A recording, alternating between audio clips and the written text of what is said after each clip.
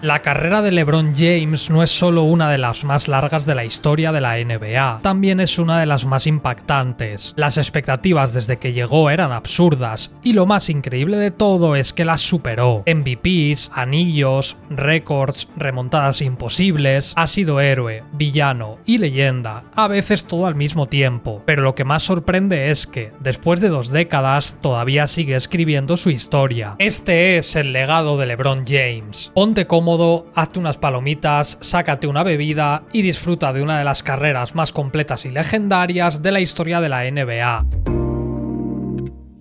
Con un padre ausente y una madre que hizo todo lo que estuvo en sus manos para intentar darle la mejor vida posible, el pequeño LeBron acabó en la familia de Frank Walker, quien hizo que se interesase por el baloncesto. No tardó demasiado en nacer ese famoso grupo conocido como Fab Four, amigos de LeBron con los que disfrutó de grandes éxitos a nivel local y nacional. Por eso mismo acudirían juntos a St. Vincent St. Mary's, lugar en el que empezaría a acaparar todos los focos. El primer año no pudo ser mejor, 27-0 de récord, imbatidos y un icono total. La segunda temporada, un pasito más. Con unos promedios de 25 puntos, 7 rebotes y 5 asistencias quedarían 26-1 y volverían a ser campeones. El fenómeno sobre la figura de LeBron James empezaba a ser tan grande que algunos partidos tuvieron que jugarlos en el estadio de la Universidad de Akron, con 5.500 asientos. Tenía detrás tantos scouts y tantos seguidores que necesitaban todo ese lugar para que pudiesen ver al fenómeno que estaba arrasando. Ya en el verano de 2001 y pasando los 2 metros de altura con 16 añitos, LeBron recibiría su primer artículo en el que se le consideraba el mejor jugador de instituto del momento. Lo cierto es que no iban mal desencaminados. Recibiría su primera portada de muchas en Sports Illustrated y sus números mejorarían. No fueron capaces de repetir el campeonato, pero LeBron era un fenómeno de masas total. Tras esta derrota, LeBron pidió que por favor cambiasen las reglas para poder entrar al draft, y David Stern tranquilamente le dijo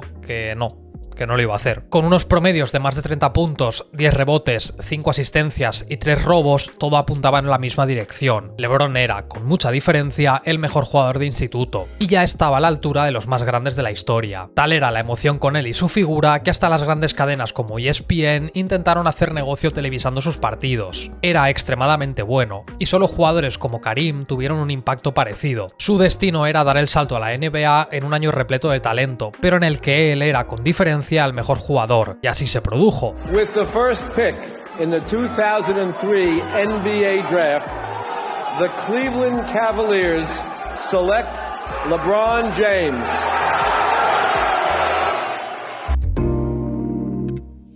LeBron no se andó con tonterías en su estreno en la NBA, 25 puntos, siendo la máxima anotación de un jugador llegado del instituto en su debut. Superaría los 30 puntos en más de 10 partidos, e incluso dejó una noche de 41 frente a los New Jersey Nets. Estaba claro que todo el hype y las buenas palabras eran acertadas, porque ya era un monstruo. Acabó la temporada promediando un 25-5, números que en su año de novato solo lograron Michael Jordan y Oscar Robertson. Compañía suave y ligera, el mejor de la historia y otra leyenda de la NBA. Por supuesto, fue Rookie del Año, venciendo por el premio a un gran amigo, Carmelo Anthony, y acabó noveno en la carrera por el MVP. ¿Cuál era el problema? Que esos Cavaliers eran un equipo mediocre. Con la excepción de Carlos Boozer y Zydrunas Ilgauskas, el resto del roster era casi anticompetitivo. Venían de ganar solo 17 partidos, y aunque la llegada de LeBron hizo que ganasen 18 más, alcanzando los 35 y quedándose a una victoria de colarse en los playoffs, estaba claro que no era suficiente. Cleveland tenía como objetivo mejorar su roster y no lo consiguieron. No lograron renovar a Boozer, que se marchó a Utah, cosa que define bastante bien el nivel de cómo de mal iban las cosas. El equipo empeoró en términos de juego, con menos tiradores y menos espacio. Todo lo que podía salir mal, salió mal. Pero claro, aquí hablamos de LeBron James. En su segunda temporada dio un salto enorme. Se había adaptado a la NBA perfectamente y no dejó de trabajar en verano para seguir creciendo. A sus 20 años y con un físico todavía en desarrollo, promedió un 27-7-7 y dominó al resto de equipos. Las enormes actuaciones estaban a la orden del día, superando en hasta 5 ocasiones los 40 puntos. Y además tenemos una joyita de 56 contra Toronto, en un partido que jugó los 48 minutos y acertó un 50% de sus tiros. Pero el problema seguía siendo el mismo, un roster mucho más limitado de lo que parece, en el que LeBron estaba mal utilizado y falto de ayuda. Lo de la construcción de estos equipos de los Cavaliers tendríamos que verlo con mucha paciencia, porque desde luego que tiene delito. Era un jugador que físicamente tenía un primer paso brutal y le encantaba destrozar el aro. ¿Qué le hicieron? No rodearle de jugadores que creasen espacio, y en entorpecieron las opciones de que con una carrera volcasen el aro. Durante la temporada 2004-2005 los Cavs anotaron 300 triples y 108 fueron de LeBron. Es cierto que era otra NBA, que el estilo de juego era muy diferente, bla bla bla. La cuestión es que los Cavaliers eran top 3 equipos por debajo en triples intentados y anotados. Era complicado ponerle las cosas más difíciles a un chaval que aun con ello se las apañó para ganar 42 partidos y estar en positivo. Sin embargo, volvieron a perderse los playoffs por una mísera victoria. Fue All-Star, entró en el segundo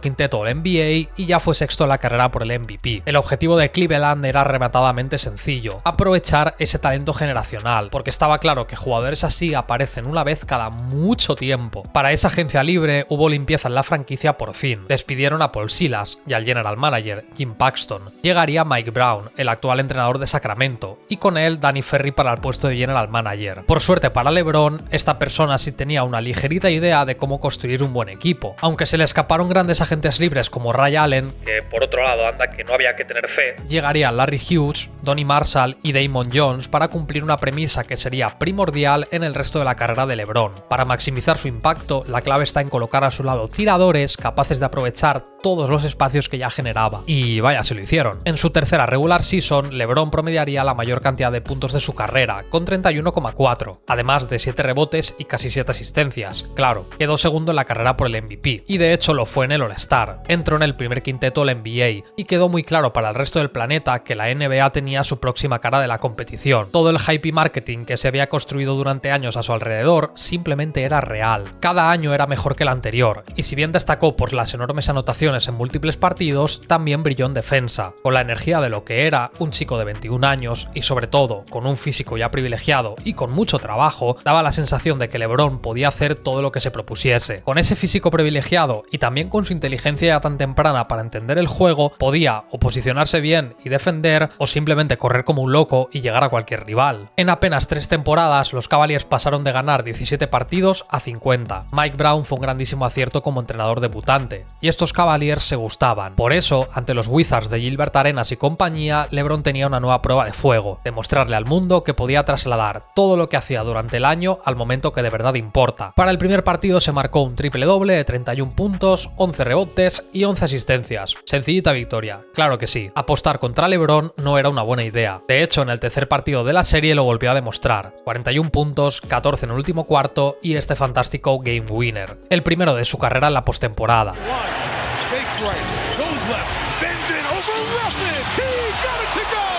Y alguien podría pensar que quizá el debut de LeBron en los playoffs difícilmente iba a ser mejor, hasta que llegamos al quinto partido. 45 puntos, otro game winner para mandarlo al sexto, y allí, de forma descomunal, se comió a Gilbert Arenas y con un tiro ganador de Damon Jones, los Cavaliers pasaron a semifinales. En esos 6 primeros partidos, LeBron promedió 35 puntos, 7 rebotes y 6 asistencias. Si tenemos en mente que fue su primera serie y que tenía bastante presión, esto fue un aviso de lo que íbamos a ver durante los siguientes 15 años. Desafortunadamente para Cleveland, caerían en un séptimo partido contra los campeones, Detroit. Aunque James llegó a un nivel fantástico, el equipo seguía teniendo problemas evidentes. Demasiado lejos habían llegado con un equipo limitado en cuanto a talento, aunque eso sí, jugaban muy bien y sobre todo maximizaban el impacto que supone tener a LeBron en plantilla. Por eso, tras un verano trabajando con un nuevo entrenador que le ayudaría a cuidar más todavía su físico, afrontaba la cuarta temporada de la NBA con un nuevo reto: llegar todavía más lejos. ¿A que no adivináis cuál fue el problema esta vez? Sí, las oficinas del equipo.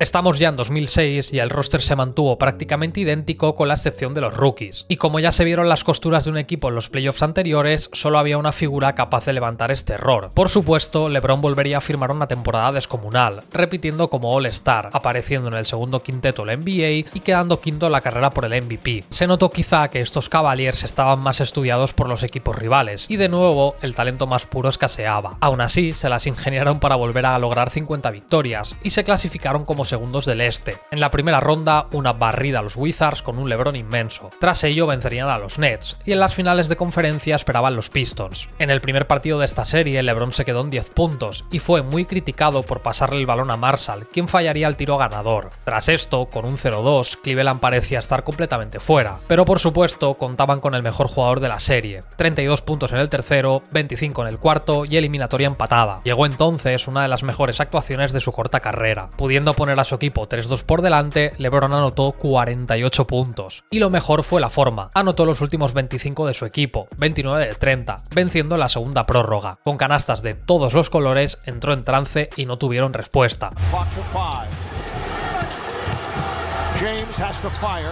Detroit cayó en el sexto, y en el camino hacia el anillo solo quedaba San Antonio. Para Cleveland era un enorme logro estar ahí, puesto que eran las primeras finales de toda la historia de la franquicia. Este vídeo y muchos otros del canal son posibles gracias a NordVPN. Tienes una oferta al enlace en la descripción y comentario fijado, pero déjame que te explique por qué te interesa. Imagina que quieres ver una serie o un contenido que está bloqueado en tu país o que solo se encuentra en uno diferente. Con NordVPN lo tienes muy fácil, porque con un solo clic podrás cambiar tu ubicación. Esto viene perfecto para disfrutar de contenidos que no están disponibles en tu país, y esto lo hace Netflix, HBO, Disney Plus e incluso el NBA League Pass. Con NordVPN podrás cambiar tu ubicación virtual en segundos y funciona de categoría, es rapidísimo y de verdad, yo lo uso desde hace tiempo, es genial. Además, tu conexión a internet va a estar completamente protegida, que en general es una buena práctica, pero ya si viajas a un hotel, estás en una cafetería o simplemente usando un wifi que no es el tuyo, pues hazlo, asegúrate de que estás completamente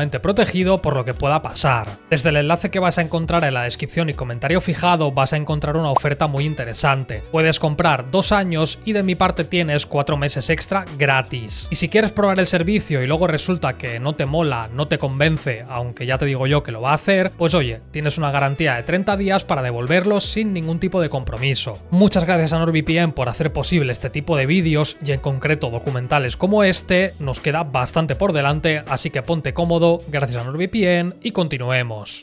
Eso no hizo, sin embargo, que la derrota doliese menos. Los Cavs no tenían ninguna alternativa real a su superestrella, y la estrategia de los Spurs, el mejor equipo en defensa de la liga, fue sencilla pero efectiva. Defendemos a LeBron, no le dejamos entrar en la zona y se acabó. Sin un tiro consistente y sin un jugador capaz de anotar de forma regular y con cierta independencia, LeBron no brilló tanto, y no hubo manera. Aunque los 2 últimos partidos fueron mucho más reñidos de lo que parece, San Antonio estaba a años luz de Cleveland. Era una franquicia fantásticamente construida, y con sus estrellas en un momento de forma especial. Enfrente solo había un jugador de calibre MVP y un roster francamente justito. El propio Tim Duncan, tras estas finales, se acercó a él y le dijo que muchas gracias por el título, pero que la NBA en el futuro iba a ser suya, y lo cierto es que acertó. Tras caer en las finales de la NBA, los Cavaliers volvieron a no moverse para mejorar el roster. Por tercer año consecutivo, el equipo era casi el mismo. Se argumentaba esto en que la evolución había sido rápida, y en parte es verdad. Pasaron de 17 victorias a finalistas en 2007. Sin embargo, la realidad era mucho más triste. Los Cavaliers estaban en serios apuros salariales, y por muy atractiva que pudiese ser la idea de jugar con LeBron, para hacerlo había que ir hasta Cleveland. Aunque aquí sí que voy a romper una lanza a favor de las oficinas con este caso. Los agentes libres más top no iban a jugar a Cleveland porque es un mercado pequeño y las cosas como son, la ciudad es un poco aburrida. Ahora bien, hay una serie de decisiones que son bastante malas. Renovaciones, fichajes sobrepagados, gente que no rindió como tocaba, falta de traspasos arriesgando el futuro, presionar demasiado al propio LeBron. Hicieron muchas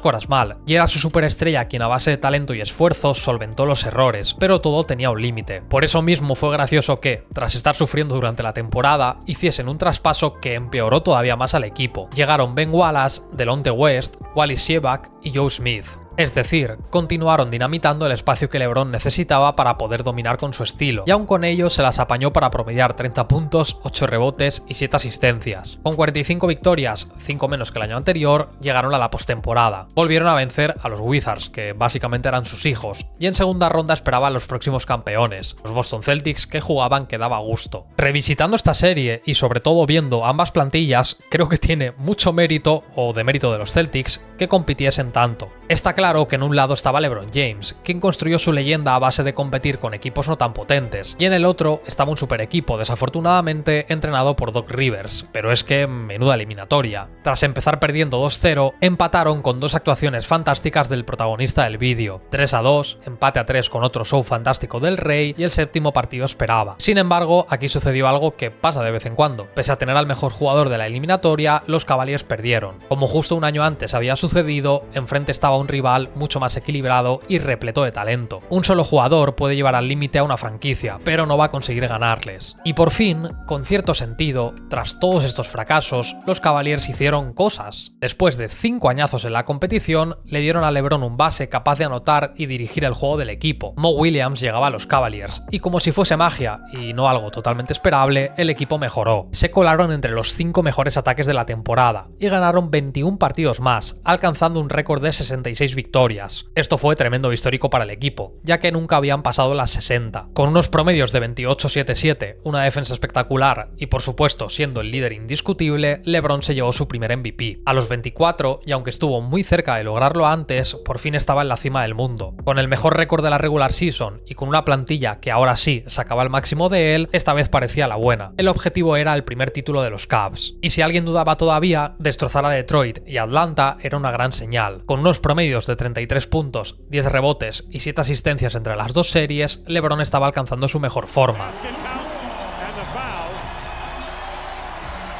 Entonces llegarían las finales de conferencia contra los Magic de Dwight Howard. Derrotan el primer partido tras anotar 49 puntos, pero viendo cómo el equipo no estuvo a su altura. Game winner tremendo en el segundo tras anotar 35, y así empataron a 1. Por desgracia, 2 partidos titánicos no fueron suficiente para evitar el 3-1, y entonces fue capaz de dar otra vuelta de tuerca. 37 puntos, 14 rebotes y 12 asistencias con la esperanza de remontar y llegar a las finales contra los Lakers de Kobe Bryant. Quizá había esperanza. Sin embargo, Howard y los Magic tenían otros planes. Los Cavs perdieron, y tras promediar un 38-8-8 en esas finales, se marchó del sexto partido derrotado. Una temporada brillante acababa de forma abrupta y triste, sin unas finales soñadas por muchos. Es bastante decepcionante que nunca viésemos un Kobe vs LeBron en unas finales. Llegamos al último verano de LeBron en Cleveland. En 2010 podía ser agente libre, y si no hacían las cosas bien, podía marcharse. Firmaron a Shaquille O'Neal entre otros nombres, y aunque todo pasaba por LeBron, quizá la cosa no estaba tan mal. Para continuar reforzándose, movieron por fin a Ilgauskas a cambio de Antoine Jamison, y acabaría la temporada como primeros del este con 61 victorias. Es así como LeBron repetiría como MVP. A nivel individual, no había dudas de que era el mejor jugador del planeta. No eran solo los números, es que en defensa también estaba siempre entre los mejores. No había ningún otro jugador con sus condiciones físicas y con su juego. Por eso, que fuese el líder del equipo en puntos, rebotes, asistencias, robos y tapones en primera ronda no era precisamente una buena señal. Hablaba muy bien de su grandeza, que sí, esto no se discute, pero también de lo limitado que estaba el equipo. Lo estaba haciendo todo otra vez, y esa fórmula no funciona. Y los Celtics naturalmente lo confirmaron. Los 2 primeros partidos de la serie hicieron pensar a todos que quizá teníamos un nuevo escenario. LeBron con 35 puntos ganó el primero, y perdió el segundo con una actuación más discreta. Tras ello puso el 2-1 con una exhibición total en el TD Garden, destrozando a Boston. Empataron las semifinales, 2-2, y entonces llegó el absoluto desastre. En el quinto partido, frente a su público, los Cavaliers se hundieron. Perdieron por 32 puntos y LeBron se quedó en 15 tantos, con un 3 de 14 en tiros. En el sexto partido logró un triple doble de 27 puntos, 19 rebotes y 10 asistencias, pero volvieron a perder. La serie llegó a su final. Una vez más, el equipo no estuvo a su altura, pero él tampoco estuvo ahí. Su lenguaje corporal hacía ver que no estaba bien, y mentalmente se le veía desconectado del equipo. Este clip, quitándose la camiseta en el vestuario, dejaba las cosas bastante claras. Y por si acaso quedaban dudas, en verano quedó totalmente confirmado. In this fall, I'm going to take my talents to South Beach and join the Miami Heat. Miami Heat. Con esta decisión, LeBron James se transformó en enemigo público del estado de Ohio y de la ciudad de Cleveland. Era el gran traidor, un cobarde que había decidido unirse a un equipo mucho más fuerte porque era incapaz de ganar. Pero quizá los aficionados de Cleveland y de la NBA tendrían que haber mirado un poco más hacia la propia franquicia. Nunca fueron capaces de darle ya un super equipo, porque en un mercado pequeño es muy complejo. No fueron capaces de rodearle acorde al nivel de otros rivales. Pienso que a veces se exagera con el mal nivel de los Cavs, especialmente las temporadas que hizo finales de conferencia y por supuesto finales NBA. No se llega tan lejos si el equipo es irremediablemente malo. De verdad que no. O sea, esto hay que tenerlo claro. Esto es un deporte colectivo. Ni Ilgauskas, ni Varejao, ni mucho menos Mo Williams eran paquetes. Pero sí que es cierto que a veces parece que lo estaban retando. Si hubiese tenido 1 o 2 compañeros de élite, hubiese hecho auténticas barbaridades, como vimos precisamente en los Heat.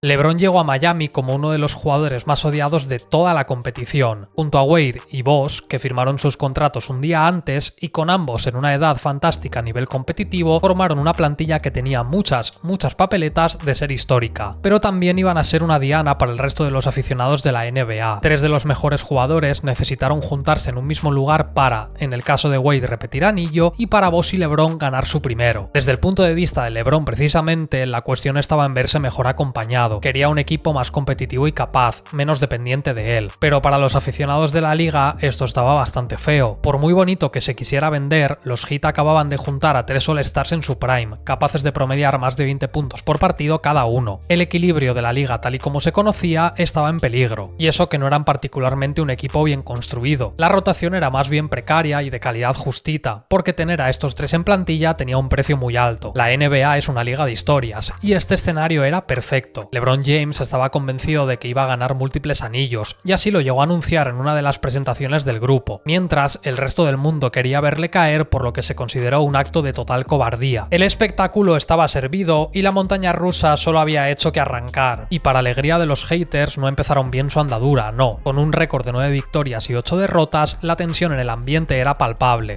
Spoelstra, a sus 40 años y con solo un par de temporadas en el banquillo de los Heat, no tenía el respeto que atesora hoy. Y si una cosa se sabía de LeBron ya por aquel entonces es que estaba dispuesto a cargarse al propio Eric ya que hiciese falta. Así se lo hizo saber a Pat Riley, quien le dijo que no. Se resistió a las exigencias de LeBron y este mismo acabó declarando con el tiempo que recibir tanto hate y sentirse tan cuestionado le estaba haciendo jugar peor. Llegaríamos así al 2 de diciembre de 2010, un partido muy especial ya que regresaría a casa. Allí le esperaba una afición con ganas de destrozar su moral, cientos de pancartas con mensajes negativos, abucheos en cada posesión y un mensaje muy claro para el antiguo rey: aquí ya no era bienvenido. Aún así, los Heat le pegaron una paliza tremenda a los Cavaliers, 118-90, con 38 puntazos de LeBron y 8 asistencias. Un evento emocional muy grande que supuso un cambio en el equipo. Era su tercera victoria consecutiva, lo que les ponía con un récord de 12 victorias y apenas 8 derrotas. Ahora bien, algo hizo clic en esos Heat, y un mes más tarde el récord ya era de 39, 18 victorias y solo una derrota. Comenzaron a apretar mucho más en defensa y LeBron continuó subiendo sus prestaciones. La química iba ganando enteros partido a partido y todo funcionaba mejor. Confiando más en Spoelstra y sobre todo por una cuestión de puro rodar y jugar juntos, este equipo alcanzó las 58 victorias. Solo hubo una mala racha, con 5 derrotas consecutivas, pero la temporada regular fue de escándalo. Si bien Derrick Rose fue quien se llevó el MVP de la NBA, un premio muy discutido, la mirada de los Heat y la de LeBron estaba puesta en la postemporada. Por eso mismo, y sin necesitar unos promedios alocadamente altos por su parte, los Sixers no fueron rival y perdieron 4-1. Ahora bien, su contrincante de la segunda ronda iba a exigirles bastante más. Boston, campeones en 2008 y finalistas en 2010, esperaban. Fueron la pesadilla de LeBron durante su etapa en Cleveland, y viendo el historial, uno podía pensar que iban a dar batalla, pero no. Perdieron en 5 partidos. Con un promedio de 28, 8, 3, los orgullosos verdes se fueron a casita. Para LeBron fue una revancha personal y el inicio de su particular tortura a los fans de los Celtics, pero sobre todo demostraron que esta plantilla iba muy en serio y que querían un título. Las finales de conferencia esperaban. El MVP vigente de la NBA y sus Chicago Bulls quisieron mandar un mensaje a Miami y lo hicieron de forma clara: palizón por 21 puntos en el primer partido. Tras esta dura reprimenda, LeBron asumió la defensa sobre Derrick Rose y bueno, se acabó la fiesta. Dejó a la estrella de los Bulls en unos porcentajes ridículos y con muchos tiros bien defendidos, Chicago perdió. El rey recuperó su trono en el este. Miami lo había conseguido y solo quedaba un último rival, los Dallas Mavericks de Dirk Nowitzki. Venían de cargarse a Portland, a los Lakers de Kobe y a los Thunder de Durant y Westbrook por el camino. Casi nada. Pese a todo esto, Miami era el equipo favorito y ese 2-1 inicial le indicaba que el primer anillo de este proyecto era inevitable. Pero eso sí, el tercer partido ya fue un indicador de que los Mavs estaban preparando algo, porque apenas sobrevivieron y LeBron estuvo por debajo de las expectativas, y más que lo iba a estar. Gracias a una espectacular defensa centrada en el papel como ancla de Tyson Chandler Butler y la firmeza de exteriores como Shawn Marion, Kidd o Stevenson acabaron con las ventajas físicas de LeBron. Sin poder desplegar su poderío en la pintura, dependía mucho más del tiro exterior, y también supieron anularle. Poco a poco fue sufriendo una crisis de confianza, agravada con cada derrota. Jason Terry se burló de él, haciendo todavía más grande esa crisis. Todo esto llevó al punto de que no pudo superar a Barea en el poste, un jugador al que le sacaba varios cuerpos. Con menos de 18 puntos por noche en toda la eliminatoria y con una actitud pasiva y triste, LeBron y los Heat solo pudieron ver cómo Dallas remontó el 2-1 y levantó el título. Tantas promesas sobre ser una dinastía para acabar cayendo así, tanto hablar y presumir para luego desaparecer cuando más importante era que estuviese ahí, este fue un punto muy bajo en la carrera de LeBron. Ese equipo de Dallas era buenísimo, de verdad, era tremendo, y además estaba muy bien entrenado, pero esto era un fracaso en toda regla. Lo bueno es que en Miami entendieron las carencias del equipo, y más importante todavía, LeBron tenía muchas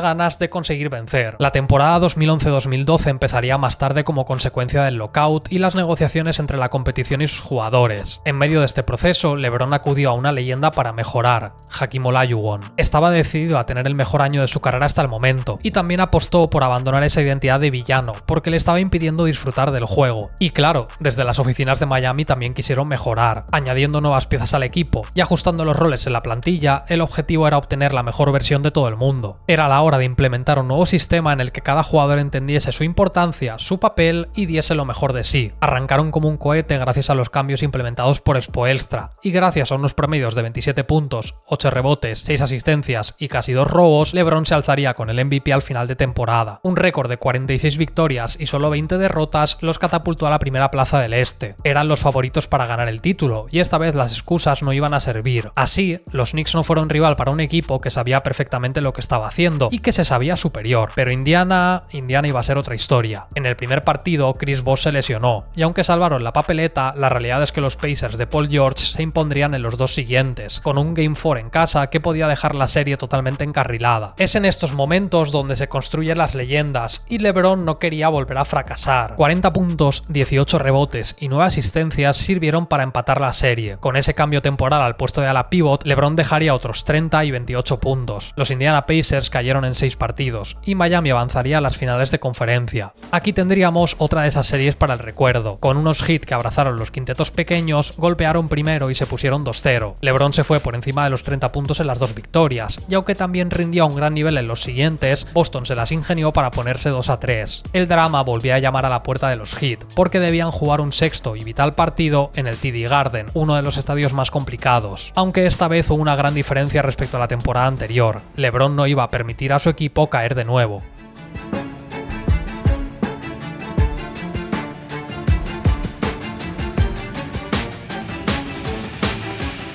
45 puntos, 15 rebotes y, en palabras del New York Times, una actuación que sirvió para definir una carrera. Cada vez que los Celtics intentaban algo, LeBron los hundía más y más. La paliza fue tal que cambió una muy buena parte de la narrativa que había sobre él. Esta vez sí que estuvo ahí para salvar a su equipo cuando más lo necesitaba. Y tras este golpe sucedió lo evidente. Claro, de vuelta en casa y con los ánimos disparados, machacaron a Boston otra vez. Con un triple doble de 30 puntos, los Heat y LeBron acabaron sellando su segundo viaje a las finales de la NBA. Ojalá esta serie hubiese sido tan emocionante como la anterior, pero no fue el caso. Tras un traspié tontorrón en el primer partido, Miami ganaría los 4 siguientes. Sin apenas darnos cuenta, había sucedido. LeBron era campeón, y también el MVP de las finales. Era el líder indiscutible de ese equipo, y si alguien seguía dudando de su talento, ya era cosa suya, porque más no podía ganar. O quizás sí que podía hacer algo más. Quizá podía cumplir con esa promesa y seguir ganando títulos. Con la llegada de Richard Lewis y sobre todo Ray Allen y unos cuantos ajustes, Miami adoptó definitivamente la idea de jugar con quintetos pequeños y conceder todo el espacio en la pintura a LeBron. Viendo sus 66 victorias y el nivel de juego que mostraban, fue la decisión lógica y acertada. Estaban muy por encima de cualquier rival, y fue una temporada magnífica en la que LeBron llegó a tener rachas de juego a un nivel de confianza y rendimiento absurdos. Además, consiguieron una racha de 27 victorias consecutivas, la segunda más larga de todos los tiempos, un grupo diferente al que el resto solo podía mirar desde la distancia. Fueron sin duda uno de los mejores equipos de temporada regular de la historia, pero nada de esto serviría sin anillo. Milwaukee perdió en la primera ronda 4-0 y por dobles dígitos. Chicago tampoco fue un rival real, y los Pacers esperaban de nuevo. Tras imponerse en el primer partido con un game winner de LeBron, empezaría un divertido divertido baile que los llevó hasta el séptimo. La propia estrella de este vídeo incluso se llegó a quejar de la situación, ya que le recordaba a los viejos tiempos con Cleveland, con unos compañeros que rindieron muy por debajo de lo esperado. Tras un anticlimático séptimo partido en el que ganaron por 23 puntos, San Antonio esperaba en las finales. El equipo de los Spurs ya estaba dando el aviso de lo que llegaría un año más tarde. Tim Duncan seguía bien físicamente, Parker, Ginobili, Kawhi Leonard en desarrollo, y es que no fueron finalistas de casualidad. Pero LeBron quería venganza tras ese fracaso con los Cavaliers cuando era más joven, aunque eso sí, iba a sufrir para lograrlo. Fue duramente criticado por su rendimiento en los primeros partidos. Con 18, 17 y 15 puntos, malos lanzamientos y muy malas decisiones en general, fue cuestionadísimo. Empataron la serie 2-2, y de nuevo otro mal partido con porcentajes horribles y una derrota. El sexto sería otra vez a vida o muerte. Y pese al enorme esfuerzo de LeBron, que acabaría con un triple doble de 30 puntos, sería otro jugador el que anotó un tiro decisivo que lo cambió todo.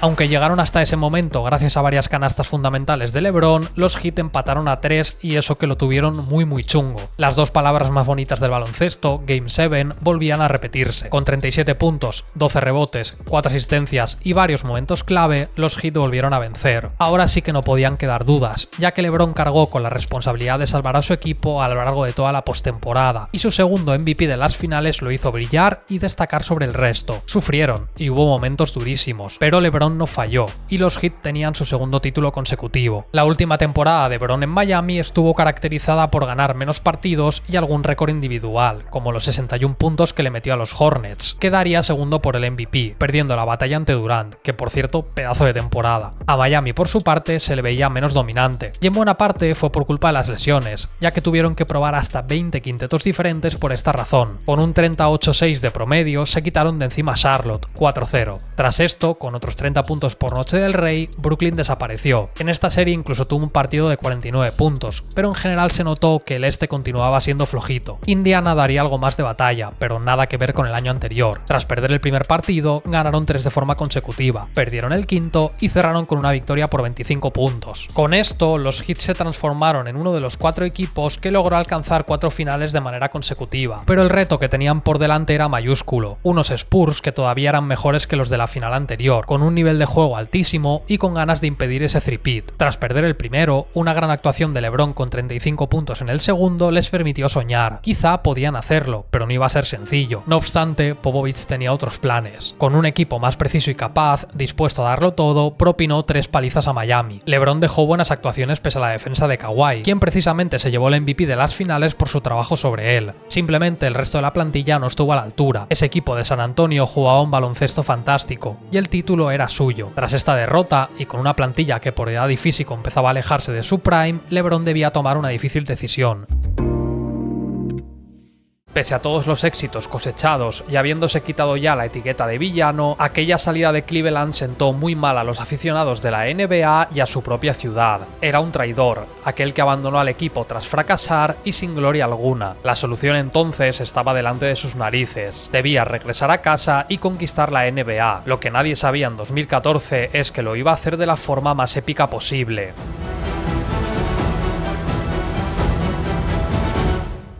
El 1 de julio de 2014, 15 días después de perder las finales ante San Antonio, Rich Paul confirmó a los Miami Heat que la intención de su representado, LeBron James, era salirse de su contrato. Renunciaba así a algo más de 42 millones para las siguientes temporadas. Pat Riley, ejecutivo de la franquicia, afirmó estar tranquilo, porque eso no tenía que significar su marcha. A fin de cuentas, ¿por qué se iba a ir? 4 finales, 2 títulos y la oportunidad de construir una dinastía que girase en torno a su figura. LeBron no solo era el rey de la NBA, también lo era de Miami, y su meta era continuar ganando títulos. Tras unas vacaciones con la familia, LeBron valoró la oportunidad de salir a la agencia libre, tal y como hizo en 2010. Wade, Carmelo Anthony, Bosh, Kyle Lowry y otros jugadores también acudirían a esta misma. Existía así una oportunidad de crear otro superproyecto, y a LeBron le gustaba el plan. Habló con los Rockets, Lakers, Mavericks, Suns y por supuesto los dos equipos en los que de verdad se veía, Miami Heat y Cleveland Cavaliers. Tras decidirlo con su familia y con su entorno y también darles a Wade y Bosh la oportunidad, ya que sentía que se lo debía, lo tuvo claro, regresaría a casa. Lo hizo además con una idea muy sencilla en la cabeza, y os cito al propio protagonista: cuando dejé Cleveland tenía una misión, buscaba campeonatos y ganamos 2, pero Miami ya conocía esa sensación de ganar. Nuestra ciudad no ha tenido esa sensación en mucho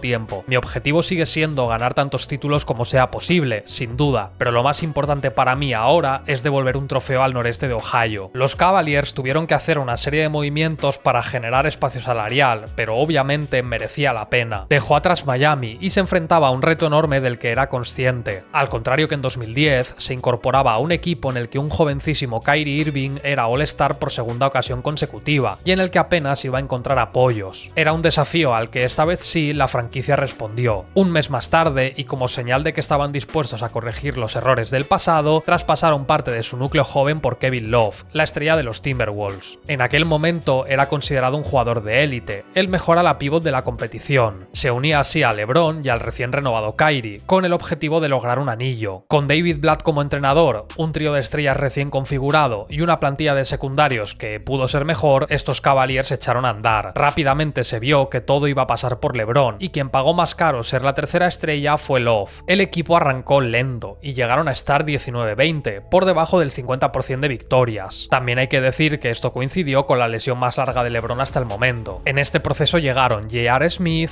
Iman Shumpert y Mozgov, piezas clave para que se desplegase el mejor juego del equipo. Comenzaron a llegar los grandes resultados, y pese a que la defensa no era su fuerte, sí lo era el ataque, el tercero mejor de toda la liga. Tras el All-Star al que acudieron James e Irving, subieron varias marchas, y el balance final quedó en un 53-29, segundo mejor récord del este. La plantilla que prometía ser candidata al título realmente lo era. Apalizaron 4-0 a unos Celtics en su particular reconstrucción, aunque perdieron a Kevin Love por el camino. Las semifinales fueron un duro choque contra los Bulls de Rose, Butler y Pau Gasol, en el que dejó un game winner en el cuarto partido para evitar verse 3-1 abajo. Y entonces la serie contra los Hawks sería un mierdón, ganando 4-0. LeBron jugaría sus quintas finales consecutivas, algo que no lograba un jugador desde los años 60. Golden State esperaba en las finales de 2015. El equipo de Curry, Clay y Green por fin había llegado. Al otro lado, LeBron James buscaba hacer historia. Ya había estado en ese escenario siendo mucho más joven, pero esta vez la oportunidad de lograr un título parecía más realista. Por eso mismo fue un momento dramático la lesión de Kyrie en el primer partido. Sin él y con Kevin Love fuera desde la segunda ronda, se quedó solo con un roster que dio un paso al frente, pero era pobre si se comparaba con el rival. Tras ponerse 2-1 arriba de forma sorprendente, Steve Kerr y sus Warriors ajustaron, e Iguodala se encargó de limitar a LeBron todo lo que pudo. Es gracioso decir esto porque acabó con unos promedios de casi 36 puntos, 13 rebotes y 9 asistencias. Aunque claro, aquí lo importante es que sudó cada canasta, especialmente las 3 derrotas consecutivas. También os digo que el siguiente máximo anotador del equipo fue Mozgov con 14 puntos por noche, y el siguiente, J.R. Smith, con 11. Aunque nombres como De La Vedova aparecieron casi que de la nada, la diferencia al jugar sin sus estrellas se notó mucho. Pensándolo ahora, unos cuantos años más tarde, aunque el MVP de las finales para Iguodala a mí me parece merecido, quizá tendrían que habérselo dado a LeBron. Ese fue el nivel que mostró.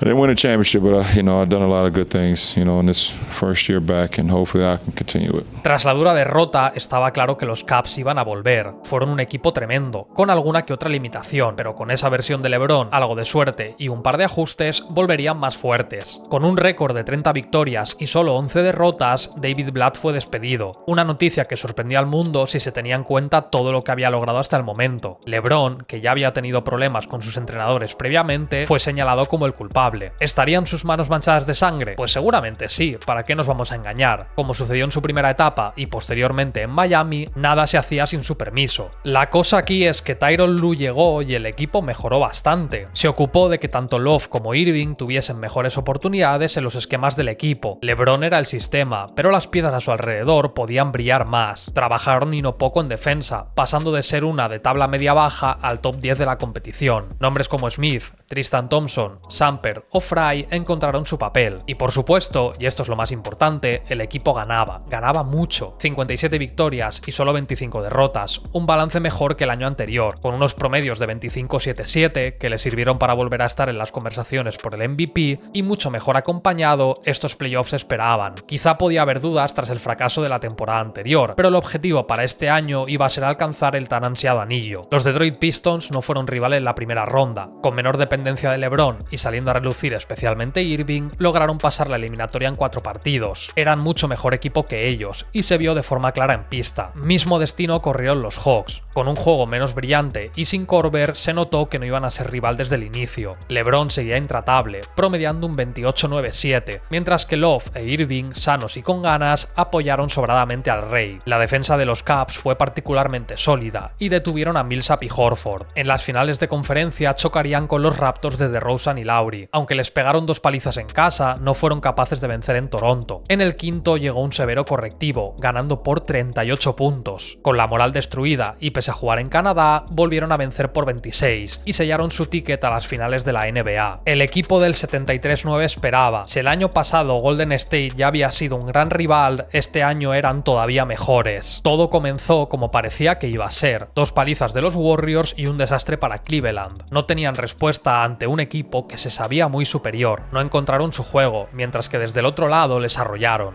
Por eso mismo fue todavía más sorprendente la victoria por 30 puntos que puso el 2-1 en la serie. Uno podía pensar que, tras lo mal que empezaron, quizá los Cavs estarían desmoralizados, pero no. LeBron dio un paso al frente, Irving dio otro y pudieron contener a Golden State. Había esperanza. Esperanza que duró hasta el arranque del siguiente partido. Con un Stephen Curry brillante que anotó 38 puntos y repartió 7 asistencias, Golden State robó la ventaja de campo. Kyrie y LeBron se vieron poco acompañados esa noche y la cosa se puso cuesta arriba. Aunque eso sí, hubo un acontecimiento que lo iba a cambiar todo.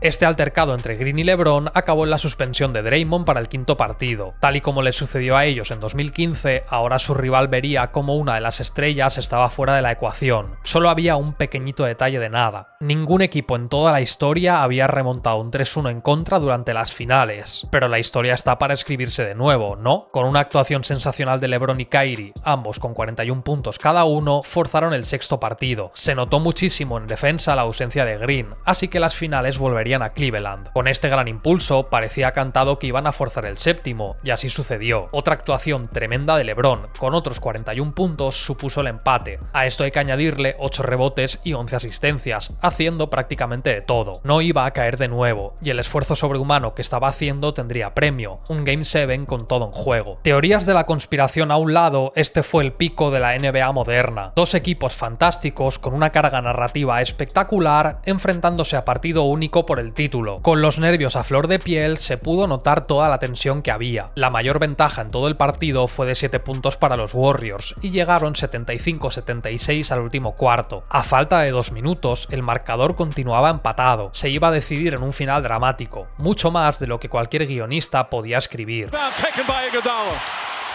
Iguodala to Curry, back to Iguodala, up for the layup. Oh! Irving and Curry, one-on-one. Irving puts it up.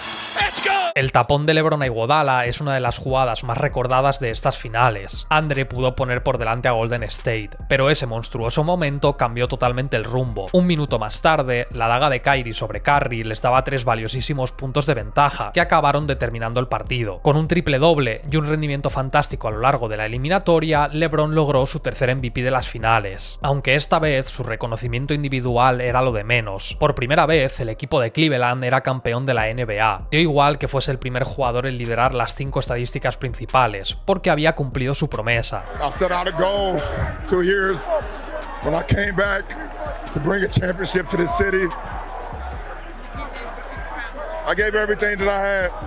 I poured my heart, my blood, my sweat, my tears to this game, and Cleveland, this is for you.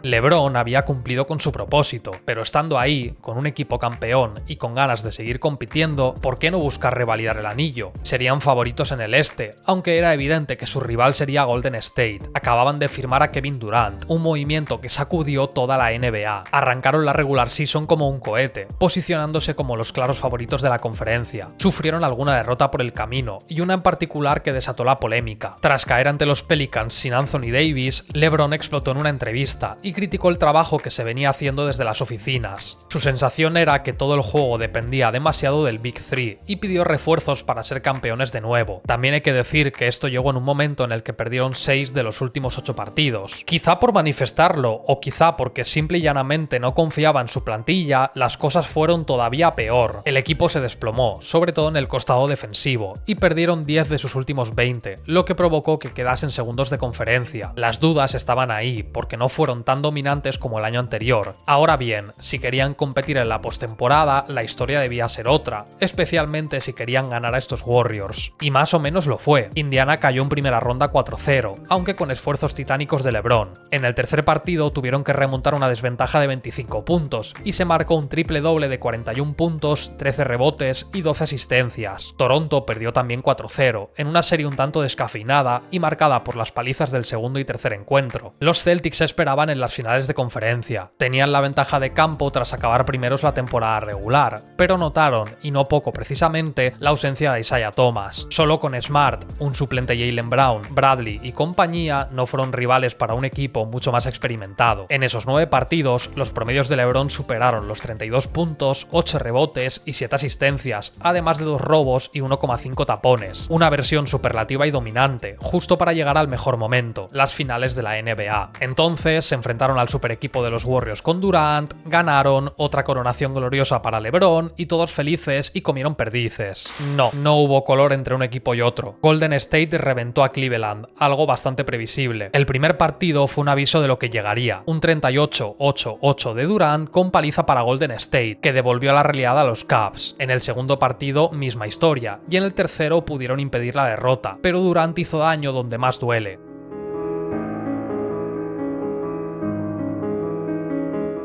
Aunque evitaron la barrida en el cuarto, con un fantástico partido de Kyrie y LeBron, la paliza del quinto y definitivo fue para estudiarla. Con 39 puntos de KD, un auténtico monstruo, los Warriors destrozaron a los Cavs. Quedó la sensación de que nada de lo que pudiese hacer LeBron, que promedió un triple doble, iba a importar. Llegó el verano y con él el auténtico desastre. Kyrie Irving ponía rumbo a los Boston Celtics. Tras considerar que estaba demasiado opacado por la figura del rey, Kyrie pidió el traspaso. Un momento duro, porque perdió a su escudero y a un jugador que estaba en la élite de la liga. Un mal presagio de lo que llegaría, y es que Isaiah Thomas, la pieza central del intercambio, nunca se recuperó ni rindió como lo hizo en su ex equipo. Arrancaron mal, con un 5-7 de récord que lograron levantar con 18 victorias de 19 partidos. ¿Qué pasó tras esto? Un mes de enero horrible, con balance negativo, por el que hubo discusiones internas e incluso en el que se acusó a LeBron de que no se estaba esforzando lo suficiente. Eran un desastre en defensa, mucho peor que en anteriores ocasiones. El ambiente en el vestuario estaba terriblemente viciado. Por eso, para el trade deadline traspasaron a medio equipo. Isaiah Thomas, Wade, Rose, Crowder, Fry y Samper salieron. Aterrizaron Clarkson, Larry Nance Jr., Rodney Hood y George Hill. Con esos escuderos tendría que ser suficiente para intentar volver a las finales. La química naturalmente mejoró, pero no la defensa. Fueron el penúltimo equipo de la liga tras el All-Star y apenas tenían recursos. Llegaron a la postemporada clasificados en la 4ª posición, por detrás de Boston, Toronto y Filadelfia.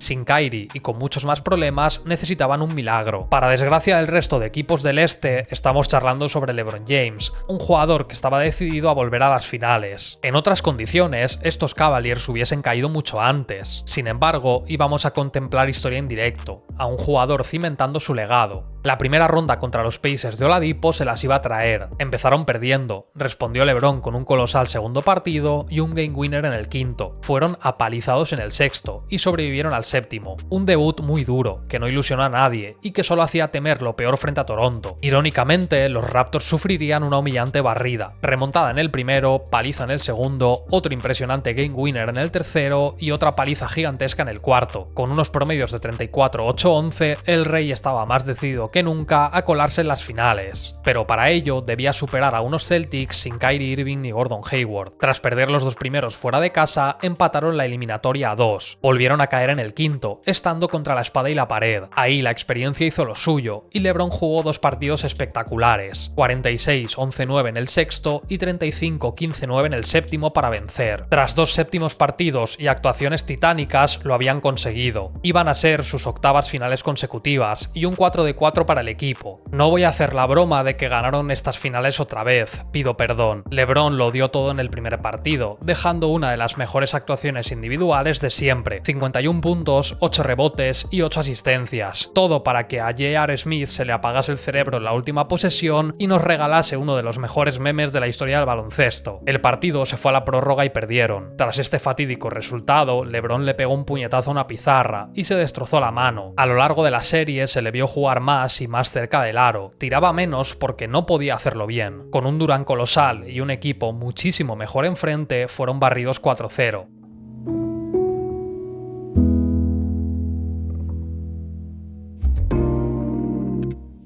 Tras caer ante los Warriors otra vez, LeBron decidió cambiar de rumbo. Había cumplido su promesa, y el título de 2016 no se lo va a quitar nadie. Es la parte más importante de su legado, un logro que lo elevó al estatus de leyenda absoluta. Podía hacer lo que quisiera en ese momento de su carrera, y así apostó por Los Ángeles Lakers. En California podría unir su vida deportiva con la profesional, y sobre todo disfrutar de su familia. Con su llegada a Los Ángeles, las expectativas de ser candidatos al anillo aparecieron inmediatamente, aunque había un pequeñito defecto. La franquicia no llegaba a los playoffs desde 2014. Con Lonzo Ball, Ingram, Kuzma y muchos jugadores jóvenes y poco experimentados, el reto era mayúsculo. Al contrario que en Cleveland, aquí no iba a encontrarse con 2 superestrellas. Los primeros encuentros de temporada regular fueron la muestra más clara. 2 victorias y 5 derrotas fueron la bienvenida de la siempre salvaje Conferencia Oeste. Tras un duro arranque, se las ingeniaron para darle la vuelta, gracias a un LeBron James pletórico y en plena forma. Las victorias llegaron, las rotaciones se asentaron y Luke Walton pareció dar con la clave. Desafortunadamente para el equipo y con un récord de 20-14, LeBron sufrió la primera lesión seria de su carrera. Un problema en la ingle lo dejó fuera de las pistas 17 partidos, cantidad más que suficiente para que el equipo se derrumbase. Sin él, las aspiraciones de competir desaparecieron y quedaron fuera de la postemporada. ¿Qué hubiese pasado sin esa lesión? Pues es una fantástica pregunta, pero desafortunadamente nunca lo sabremos y la siguiente temporada fue muy diferente. Tras unos meses en los que Anthony Davis intentó forzar su traspaso, lo logró. El equipo seleccionado fueron los Lakers, a cambio de Ball, Hart e Ingram, junto a 3 rondas del draft, uno de los interiores más cotizados de la liga se unía a LeBron. El Rey consiguió así a su número 2, y la meta era un título. Unos meses antes se podía hablar de inexperiencia o de tener paciencia con el núcleo joven, pero desde ese momento no. Walton salió para dar paso a Frank Vogel, un entrenador de corte defensivo que también planteó cambios muy profundos en el estilo de juego. Particularmente afectó a LeBron, a quien designó como base principal, y a quien exigió más esfuerzo en defensa. Con una plantilla en la que recalaron veteranos de la talla de Rajon Rondo, Dwight Howard, Danny Green o Jamal McGee entre otros, los Lakers echaron a andar, o más bien a correr, porque empezaron la temporada con un balance de 17-2. Esa marca empató el mejor inicio de la historia de los Lakers, y la sensación con ellos era la de un equipo capaz de ganar el título. El nivel de juego desplegado daba gusto, y el parón entre la suspensión de la temporada y el regreso a la burbuja le vino genial a la plantilla. Eran el rival a batir, con energías renovadas y ganas de reivindicarse, cerraron la temporada regular como primeros del oeste. LeBron entró en el primer quinteto del NBA, tras no lograrlo el año anterior, y lideró la NBA en asistencias. Los playoffs serían el escenario perfecto para demostrarle a todo el planeta que podían ganarlo todo. Portland no fue rival en primera ronda, era un equipo mucho peor que no podía igualar a los Lakers ni en defensa ni en ataque. Con un muy buen rendimiento de LeBron a lo largo de la serie, avanzaron 4-1. Mismo destino corrió Houston. Los Rockets de Harden y Westbrook no podían igualar el poderío físico de Los Ángeles. Intentaron forzar la victoria a través de su small ball, pero había una diferencia significativa en cuanto al nivel de cada jugador. Con Davis y LeBron en su plenitud física y mental no hubo nada que hacer. Los anularon en defensa y destrozaron en la pintura. 4-1 ya por las finales de conferencia. Tras 2 remontadas épicas ante Jazz y Clippers, Denver era el último paso para llegar a las finales. El segundo partido, con un game winner de la ceja, marcó el rumbo. Dwight Howard fue capaz de minimizar minimizar a Jokic, mientras que LeBron siguió a lo suyo. Era el jugador más determinante sobre la pista. Con un gran quinto encuentro, con 38 puntos, selló su pase a las finales. El destino quiso entonces que su ex equipo llegase a ese escenario. Los Heat de Jimmy Butler dieron más pelea de la esperada, pero la diferencia entre ambas plantillas era muy notable. Las lesiones de Dragic y Adebayo tampoco fueron una ayuda para que todo fuese más reñido. Y de verdad, esos Lakers jugaban un baloncesto muy bueno. La sensación de esta eliminatoria fue que Jimmy se quedó progresivamente más y más solo. El equipo no acompañó, mientras que los Lakers eran un bloque durísimo y muy bien entrenado. Si además cuentas con un LeBron James excelso, un Anthony Davis de sobresaliente y un equipo que rindió muy bien, pues el resultado fue el que fue. Con unos promedios de casi 30 puntos, 12 rebotes y 8,5 asistencias, LeBron ganó su cuarto campeonato y cuarto MVP de las finales. Se transformó también en el único jugador de la historia que lo logró en 3 equipos diferentes. Y esto es algo que, para el debate del mejor jugador de todos los tiempos, le vino muy bien. Cuando los Lakers le dieron un equipo bueno, tras sacrificar el proyecto joven, ganó. Lo hizo de nuevo, estaba en la cima del mundo. Los Lakers buscaron mantener su núcleo e incorporar piezas que encajasen en la filosofía que los hizo campeones. LeBron dejó un arranque espectacular al inicio de temporada. Con Dennis Schroeder, Harrell y Marc Gasol, el estilo de juego era similar, y estuvieron un tiempo entre los mejores equipos de la competición. Es aquí donde la mala suerte apareció en forma de lesiones. Primero Davis y luego nuestro protagonista. Sin sus estrellas, el equipo pasó de la parte alta de la conferencia a caer muy abajo. Lograron recomponerse a tiempo, pero con un balance de 42-30 pasaron obligatoriamente por el recién estrenado play-in. Allí chocaron con un viejo conocido, Stephen Curry. En un partido apretadísimo y muy disfrutable, vencieron 103-100 con un triple final de LeBron. La séptima plaza era suya, algo que se convertiría en un regalito envenenado. Por primera vez en toda su carrera, el Rey no contaba con ventaja de campo en la primera ronda. Los Phoenix Suns de Paul, Booker, Ayton y Monty Williams esperaban. Lograron ponerse 2-1 arriba, pero en el cuarto partido se acabó todo. Anthony Davis se rompió, y pese a los esfuerzos del equipo, no pudieron superar a la franquicia de Arizona. La ceja intentó volver en el sexto y definitivo, pero apenas aguantó 5 minutos en pista. Una temporada marcada por las lesiones acabó exactamente por la misma razón. LeBron fue seleccionado de nuevo como miembro del segundo quinteto del NBA. Esta fue la 17ª ocasión consecutiva que se coló en los quintetos, un récord inigualable. Tras un decepcionante resultado final, en las oficinas apostaron por cambios más drásticos. La cosa es que la cagaron muy fuerte. Fracaso espectacular es como definiría yo lo que hicieron en la temporada 21-22. A cambio de Kuzma, KCP y Harrell, Russell Westbrook llegó a los Lakers. La idea del movimiento, era interesante, traer un base que aportase energía y creación en los descansos de LeBron. ¿Cuál fue el problema? Que Westbrook encajó mal. Su ausencia de tiro y la de la plantilla era como mezclar agua y aceite. Fue un conflicto que absolutamente todo el mundo vio, porque no había que ser un lince. Claro que las oficinas no lo hicieron. También llegaron Carmelo Anthony, Malik Monk y Kendrick Nunn, junto al regreso de Howard. Sin embargo, las salidas mencionadas, junto a la de Caruso, la de Dennis, Mark y Drummond, se notaron. La plantilla se construyó mal desde el primer día. Eso sí, LeBron continuó su camino como si nada, con fantásticas estadísticas y promedios. Se convirtió en el segundo jugador en superar los 37.000 puntos y firmó muchos encuentros sensacionales. Poco más se le podía pedir a título individual. Su rendimiento era digno de la élite de la NBA, a una edad en la que apenas un grupo de elegidos llega. Fue All-Star, All-NBA y todo lo que se espera de él. Eso sí, el equipo de Los Ángeles no estaba bien. En defensa su nivel fue lamentable, sin identidad, mientras que el juego en ataque experimentó todo tipo de cambios sin llegar a ofrecer soluciones. Westbrook no encajó ni en el quinteto titular ni como suplente, y Vogel perdió el control del vestuario. Cuando los jugadores dejan de creer en su entrenador, la temporada puede darse totalmente por cerrada, especialmente si no se reconduce a tiempo.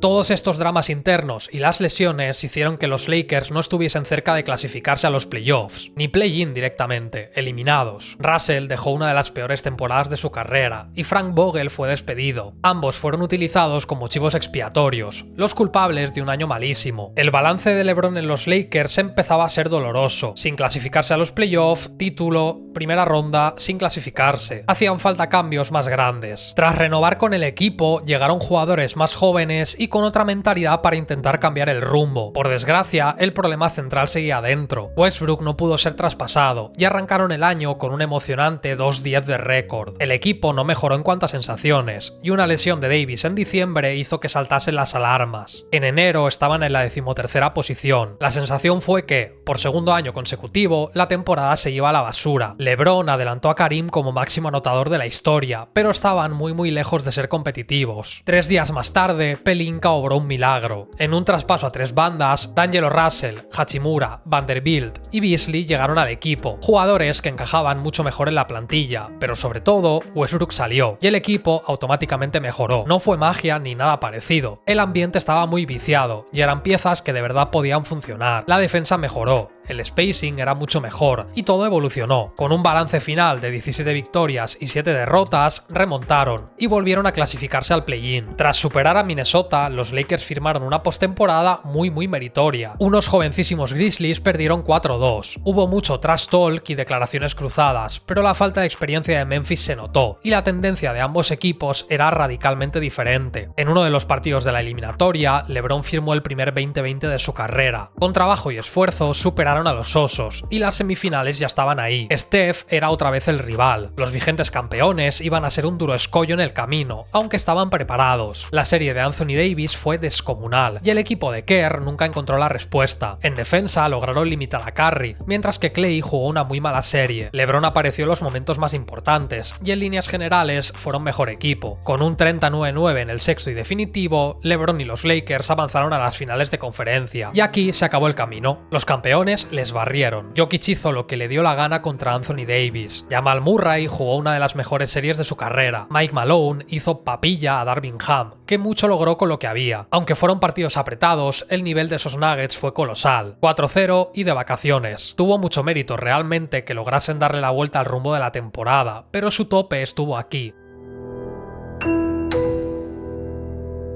Pese a la eliminación a manos de los Nuggets, quedó claro que Pelinka dio en la diana con los movimientos del deadline. Con LeBron y Davis no necesitaban una tercera gran estrella, sino rodearlos bien y darles espacio. Con sus 2 piezas fundacionales sanas y enteras, era una cuestión de que se mantuviesen así y de acompañarlos bien. Por eso mismo no hubo grandes ajustes en la plantilla, no eran una pisonadora, pero el equipo no estaba mal. LeBron siguió en la senda habitual, muy buenas actuaciones y récords para un jugador de 38 años. Ya era el jugador con más puntos anotados y en diciembre pasó a ser el que más minutos ha jugado. Ganar el In-Season Tournament y el MVP del torneo fue otro premio a una extensísima colección. Seleccionado para el All-Star, 20ª ocasión en su carrera, también superó la marca de Karim. Alcanzó los 40.000 puntos, cifra apoteósica, aunque desafortunadamente para sus pretensiones, la temporada tuvo muchos altibajos. No había dudas sobre el fantástico rendimiento de LeBron, que le llevó a los quintetos All-NBA otra vez, pero la clasificación es la clasificación. Desde la 8ª posición vencieron a los Pelicans fuera de casa, pero los Denver Nuggets se esperaban en primera ronda. Y aquí apenas hubo historia. Con un 3-0 abajo, LeBron hizo un esfuerzo titánico para no ser barrido, y el resultado fue 4-1. Quedó claro que el equipo tenía limitaciones, y sobre todo se apuntó al banquillo. Darvin Ham y su equipo fueron despedidos, y llegaría J.J. Redick, aunque aquí, naturalmente, vino un regalo del cielo que nadie vio venir. Renovó con los Lakers otra vez, y draftearon a su hijo Bronny, aunque la temporada 24-25 empezaba con la sensación de que podía ser como la anterior. Ham ya no estaba en el equipo y llegó J.J. Redick, pero este tenía mucho que demostrar. Ver a padre e hijo en pista fue un momento histórico para la NBA y su nivel siguió siendo irreal. Triples dobles, anotaciones increíbles y todo ello con los 40 años muy cerca e incluso ya superados. A estas alturas de su carrera, casi todo lo que hace es un nuevo hito, una nueva marca inigualable. La cuestión es que J.J. Redick le cayó la boca a los haters. El equipo jugaba mejor y tras el traspaso de D'Angelo Russell la evolución fue mejor. Explotó aspectos del juego que otros entrenadores no hicieron y le dio más importancia a Anthony Davis. Ocupaba la 5ª posición el 31 de enero, con un buen balance y la sensación de que la escalada por la tabla iba a continuar. Entonces, ya lo sabéis, explotó la bomba. El 1 de febrero, Luka Doncic fue traspasado a Los Ángeles Lakers. El traspaso de Doncic cambia mucho la perspectiva sobre lo que puede ser esta etapa final de la carrera de LeBron. Si repasamos el paso de LeBron por la franquicia que viste de dorado y púrpura, hay muchos altos y bajos. Pensad en los resultados. Sin playoffs en su primer año,